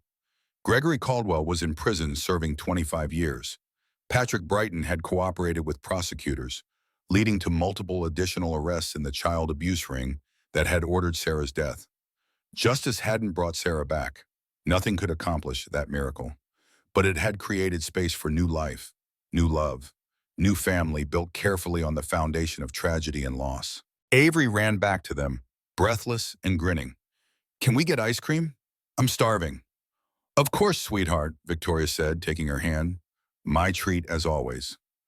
They walked toward the parking lot, three people who'd chosen to become family, about to become four, the improbability of their stories still striking Garrett in quiet moments. How a single decision at a bus stop, one moment of choosing kindness over self-preservation, had cascaded into everything that followed. When you give someone your last dollar while you're both drowning, you're not performing charity or expecting reward. You're recognizing yourself in another person's desperate struggle, admitting that survival is hard for everyone, acknowledging that sometimes the bravest thing possible is helping a stranger even when you can barely help yourself. That moment of grace, that refusal to look away from someone else's pain despite carrying crushing weight of your own, that's where transformation begins, where impossible connections form, where families are built from choice rather than biology. $18 couldn't buy much in practical terms, but apparently offered to the right person at the perfect moment with authentic heart, it could buy everything that actually mattered. Not because the universe rewards good deeds with fairy tale endings, but because human connection matters more than anything. Because seeing someone else's struggle and choosing compassion despite your own desperation is the foundation of every meaningful relationship, every genuine family, every life worth living beyond mere survival. They drove home through Detroit streets as dusk settled, past the bus stop on Washington Avenue where Impossible Story had begun, past Westwood Apartments where Garrett had once lived paycheck to paycheck, past the Fisher Building where Victoria had given him a chance nobody else would have considered. The route traced their journey from desperation to hope, from isolation to connection, from $18 to everything that mattered. And in the back seat, Avery hummed contentedly, completely secure in the knowledge that her family was whole and growing, that good things could last, that sometimes the people who seemed to have nothing turned out to have everything worth having.